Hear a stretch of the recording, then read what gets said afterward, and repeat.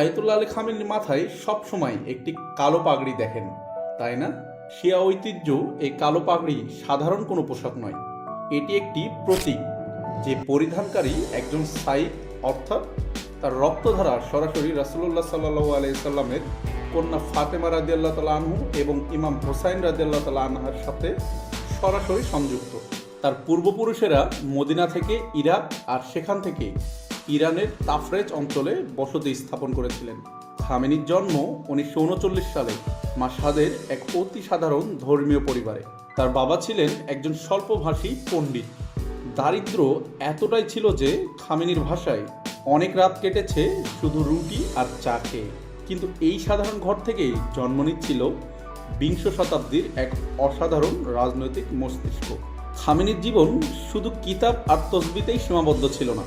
1960-এর দশকে Ayatollah Khamenei শুরু করেন শাসনের বিরুদ্ধে গোপন লড়াই। 6 বার তাকে গ্রেফতার করা হয় এবং সহ্য করতে হয় অমানসিক নির্যাতন। 1981 সালে একটি সংবাদ সম্মেলনে রাখা বোমা বিস্ফোরণে তার ডান হাত চিরতরে অকেজো হয়ে যায়, কিন্তু শরীরের ক্ষত তাকে থামাতে পারেনি। 1989 সালে যখন সবাই ভেবেছিল ইরান ভেঙে পড়বে, তখনই সবাইকে অবাক করে দিয়ে খামেনিকেই ঘোষণা করা হয় সুপ্রিম লিডার। তিনি শুধু একজন আলেম নন, তিনি একাধারে প্রধান সেনাপতি এবং রাজনীতির মূল নিয়ন্ত্রক হিসেবে পরিচয় পান। এবার জানা যাক তার কাজকর্মগুলো আসলে কি। সহজ কথায়, ইরানের সংবিধান অনুযায়ী তার কথাই শেষ কথা। দেশটির পরমাণু কর্মসূচি থেকে শুরু করে বিদেশ নীতি সব কিছুই আবর্তিত হয় তার সিদ্ধান্তকে কেন্দ্র করে। তিনি পশ্চিমের কাছে এক মূর্তিমান আতঙ্ক, আবার তার অনুসারীদের কাছে এক অটল পাহাড়। 35 বছরেরও বেশি সময় ধরে তিনি এক হাতে ইরানের বিশাল সাম্রাজ্য সামলাচ্ছেন, যা আধুনিক ইতিহাসে একদমই বিরল।